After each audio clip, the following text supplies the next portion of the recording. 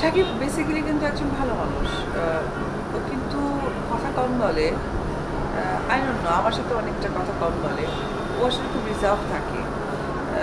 কিন্তু ও যখন হাসে এবং অনেক ফান করে তখন আসলে বোঝার উপায় নাই যে আসলে ও এতটা রিজার্ভ মানুষ, এত হাসতে পারে কি।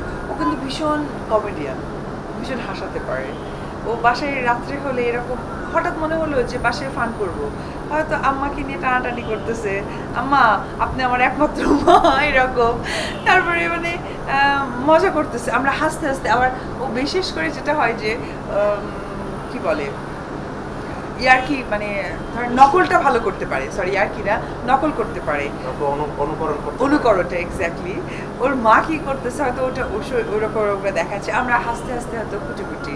তারপর হয়তো অনেক সময় আমিও হয়তো রেগে গেছি কোনো ব্যাপার নিয়ে, হয়তো সেটা নিয়ে আমাকেও বলবে যে দেখ কীভাবে রেগে গেছে, গালটা ফুলে আছে, এখন মনে হইতেছে যে এখনই যত বেগুন আছে সব একবারে ওই মানে নষ্ট হয়ে গেছে।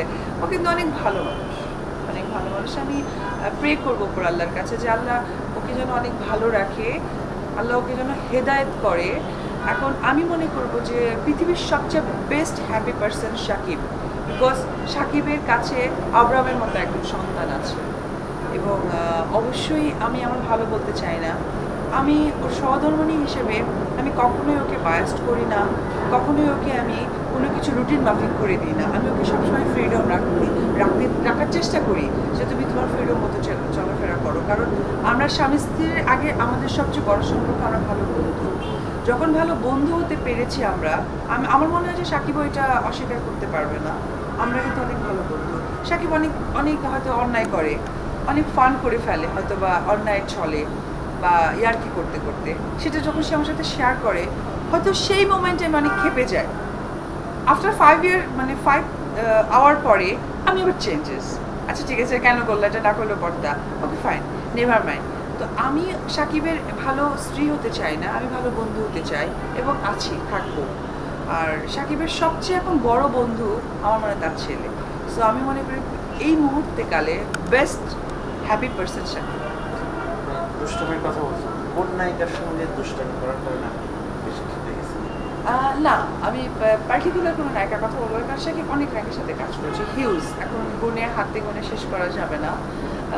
ওর আসলে হয় কি, ও সমস্ত হিরোইনদের সাথে খুব মন খুলে কাজ করে, প্রাণ খুলে কাজ করে। ইনফ্যাক্ট ও কাজটাকে বেশি প্রাধান্য দেয়, তো যার কোনো ওদের সাথে অনেকটা হয়তো বা ক্লোজ হয়ে যায় কাজের ক্ষেত্রে, যে কাজটা যেন বেটার কিছু পায়।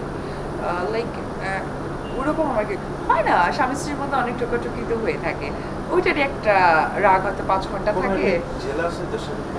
না না না না, আমার কখনো জেলাস হতো না, কারণ আমি জানি যে মানুষ 12 বছর আগে সিনেমায় আসছে সে মানুষ আমার চেয়ে যে বেটার কাজ করবে, এটাই স্বাভাবিক, এটাকে আমি জেলাসি কেন নিব। তবে হ্যাঁ, as a husband, as a wife, ওর যদি রাস্তা হাঁটতে গিয়ে কোথাও ভুল হয়, আমি হয়তো দিক নির্দেশনাটা ঠিক করে দিই যে না এটা তুমি চলো না, এভাবে চলো, এটা আমার দায়িত্ব থেকে করি, আমার কর্তব্য থেকে করি। বাট আমার জেলাসি বা ওর প্রতি একটা খারাপ ফ্যাসিনেশন হওয়া বা খারাপ কিছু হওয়া, এটা কখনোই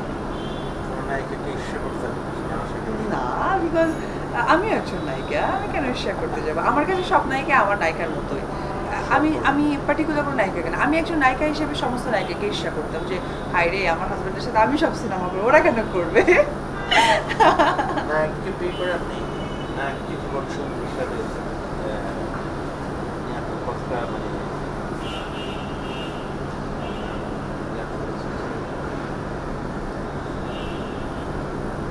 কতটা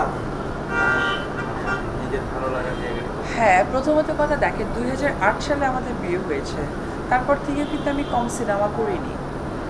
এইটা কয়জন স্বামী, হ্যাঁ কয়জন স্বামী আছেন তার ওয়াইফকে এইভাবে ফ্রিডমভাবে কাজ করার?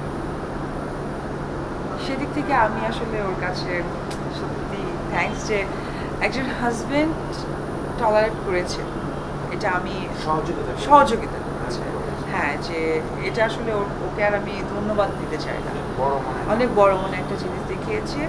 ইনফ্যাক্ট সবসময় কিন্তু আমাকে বলতো যে এই কাজ করো, ওটা করো না, এটা ভালো, এটা মন্দ, এটাও কিন্তু সে আমাকে বলতেন।